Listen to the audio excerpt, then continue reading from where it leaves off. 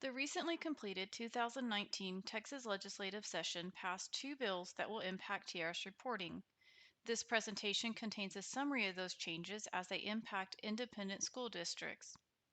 If you are not with an ISD, please close this presentation and view the one that pertains to your entity type. Senate Bill 12 increases the contribution rates incrementally over the next 6 fiscal years. The member contribution rate will remain 7.7% for the next 2 fiscal years. The first increase for member contributions under this bill will occur in FY 2022. With any eligible compensation received on or after September 1st, 2021, the member rate will be 8.0% and will remain at this rate for 2 fiscal years. The next member contribution increase will take place in FY 2024 when it will be 8.25%. The rate applies to any eligible compensation received on or after September 1st, 2023. Likewise, the state contribution rate will increase as part of Senate Bill 12, with the first increase going into effect in fiscal year 2020. The state contribution rate will be 7.5% for any eligible compensation paid between September 1st, 2019 and August 31st, 2021. On September 1st, 2021, the state contribution will increase to 7.75%. This will apply to eligible compensation paid between September 1st, 2021 and August 31st, 2022.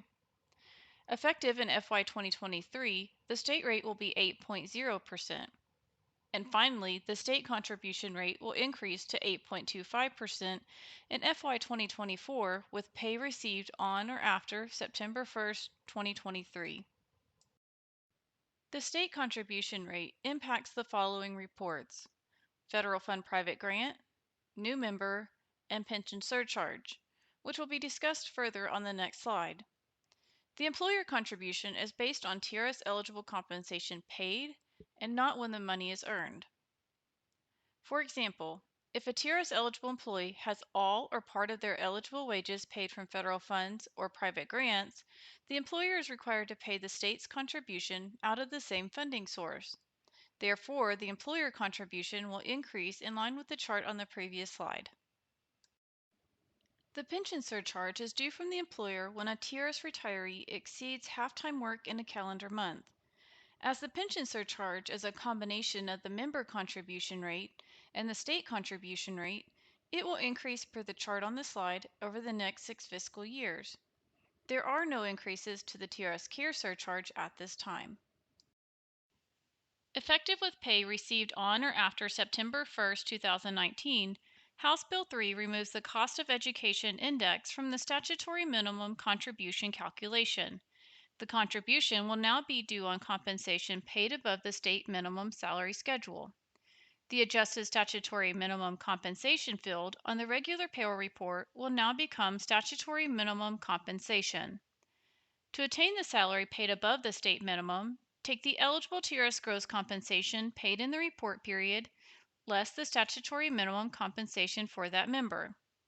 If the reporting entity's effective tax rate for maintenance and operation revenues for the tax year that ended in the preceding school year equals or exceeds 125% of the statewide average effective tax rate for school district maintenance and operation revenues for that tax year, statutory minimum reports and contributions are not required. TEA published a new statutory minimum salary schedule for 1920. The new salary schedule is effective when the employee begins their new contract for the 2019-2020 school year. Table 1 State Minimum Salary Schedule applies to members employed as teachers, full-time librarians, full-time counselors, or full-time nurses. Table 2 and 3 State Minimum Salary Schedules apply to positions subject to Stat Min under former Section 16.056 as it existed on January 1st, 1995. The years of experience that an employee has is used to determine their state minimum salary step. To determine the monthly state minimum salary, use the number of days in the contract and the number of months the annual compensation will be paid out, such as 10, 11, or 12 months. Table 1 is the state minimum salary schedule that applies to teachers, librarians, counselors, and nurses. It is based on a contract of 187 days. Column 1 is the salary step based on years of experience. Column 2 is the minimum annual salary set by TEA. Column 3 is the daily rate of pay used to reduce the minimum salary if a person is docked a full day's pay. And columns 4 through 6 are the monthly minimum amounts when the annual salary is paid out in 10, 11, or 12 monthly installments. For example, if I had a teacher on salary step 10, I would find the row marked 10 and follow that across to get the annual, daily, and monthly minimum amounts. Table 2 is used for those positions that would have been subject to a minimum salary under Former Education Code 16.056. This slide contains steps 0 through 10. Steps 11 through 20 are on the next slide. The main difference between tables 1 and 2 is that table 2 takes into account positions with contract dates longer than 10 months. Therefore, to determine the monthly minimum salary amount, you must find the row with the appropriate salary step and follow it across to the column that applies to that person. For example, an 11-month employee's annual minimum salary amount would be the monthly rate in column 2 times 11 months. If that employee is paid out in 12 monthly installments, divide the annual minimum by 12. As mentioned earlier, this slide contains steps 11 through 20 of Table 2.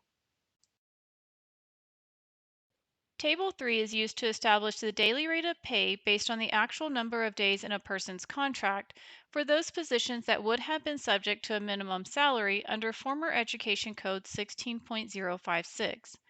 This slide contains steps 0 through 10. Steps 11 through 20 are on the next slide.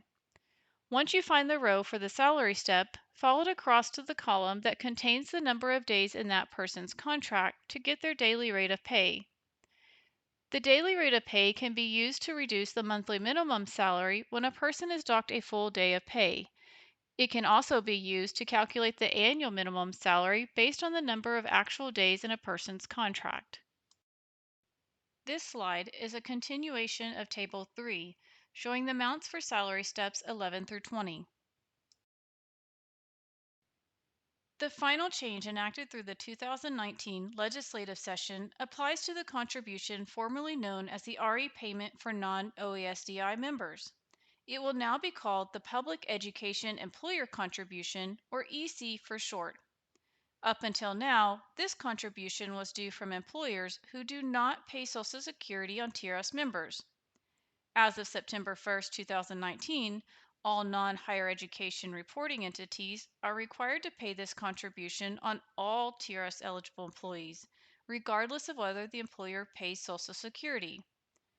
ISDs are required to pay the EC contribution on 100% of TRS eligible salary for all positions not subject to the state minimum salary. If the position is subject to the state minimum salary schedule, the EC contribution is due on the salary amount up to the state minimum salary. Until we are able to update the name of this contribution on all TRS documents, the RE portal, and the TextNet menu, please remit any amounts due for the Public Education Employer Contribution under the RE payment for non-OASDI contribution type. Like the member contribution rate and the state contribution rate, the public education employer contribution, formerly non-OASDI rate, will increase over the next 6 fiscal years. The chart on this slide indicates when the new contribution rates become effective. Again, the rate applies to salary paid on or after September 1st of the fiscal year, regardless of when the compensation was earned. To summarize, this chart illustrates all of the contribution rate increases mandated by the 2019 Texas legislative session. This presentation has been a summary of the 2019 legislative changes that impact TRS reporting as it pertains to independent school districts participating in TRS. If you have any questions about what the reporting requirements are, please reach out to your reporting coach or contact reporting@trs.texas.gov.